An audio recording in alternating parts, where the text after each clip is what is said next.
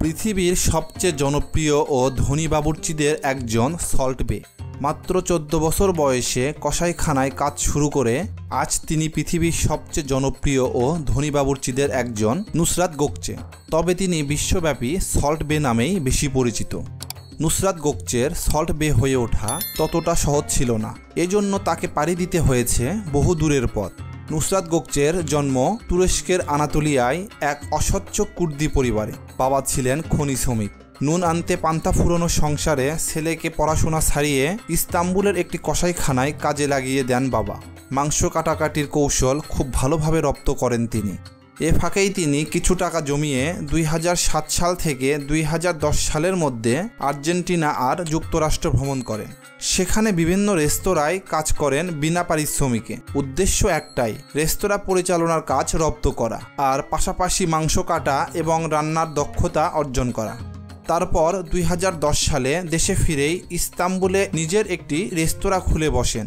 এরপর 2014 সালে পাশের দেশ দুবাইতে একটি শাখা খোলেন।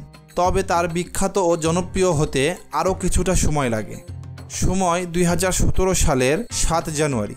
অটোম্যান শিরোনামে 36 সেকেন্ডের একটি ভিডিও সামাজিক যোগাযোগ মাধ্যমে পোস্ট করার মাধ্যমে বিশ্ববাসীর নজরে আসে সল্ট বে নামে বিখ্যাত নুসরাত গোকচে।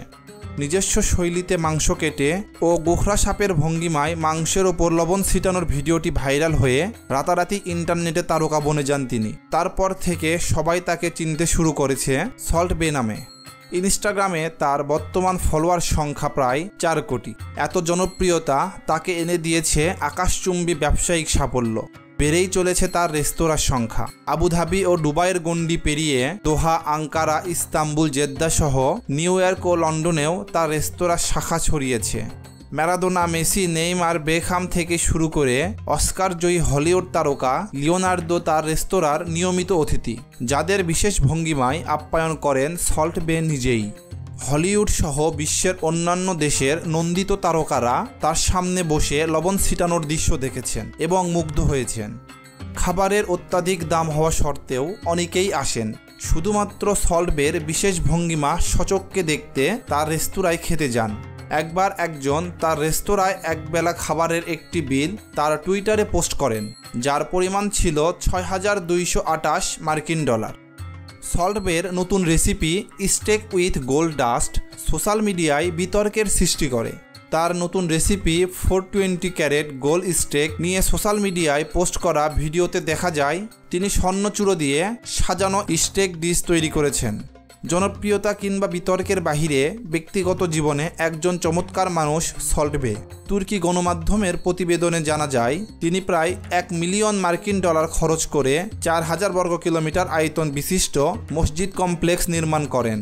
এছাড়াও তিনি নিজ শহরে একটি স্কুলও প্রতিষ্ঠা করেছেন।